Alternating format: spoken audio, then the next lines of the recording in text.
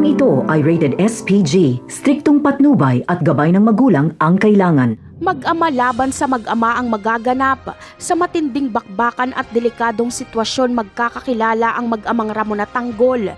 Malala ang mangyayari kay Ramon dahil bagamat masusukol niya si David ay mababaril naman siya ni Rigor. Ang akala nga ni Ramon ay mapapatay na siya ni Rigor. Hindi niya inaasahan na darating si Tanggol para iligtas siya. Si Tanggol ang aakay kay Ramon para makaalis sila sa lugar na yon. Wala na kasing lakas si Ramon dahil malala ang kanyang tama. Magmamadali si Tanggol na dalhin sa ospital si Ramon dahil baka mamatay ito dahil mauubusan na ng dugo.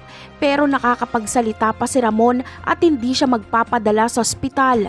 Bagkus ay magpapadala siya kay Tanggol sa kanilang mansyon dahil may sarili silang doktor. Samantala, dito makikita na tunay ngang magkadugo si Tanggol at Ramon. Kinakailangan kasing salina ng dugo si Ramon at pareho sila ng blood type ni Tanggol, kaya si Tanggol ang magsasalin dito.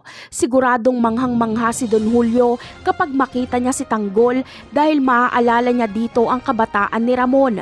Magkamukha kasi si Tanggol at Ramon. Sa naganap na bakbakan ay mabuti na lang na pinatawag ni Lucio si Santino dahil may plaplanuhin silang transaksyon. Dahil kung nagkataon na nasa Sandima si Santino ay sasali ito sa bakbakan at kakampi ito kay Rigor. Kakalabanin niya si Tanggol at Ramon. Baka napatay din ni Ramon si Santino kagaya ni David kung nagkataon. Napakarami pa nating dapat abangan sa mga susunod na episode. Paalam!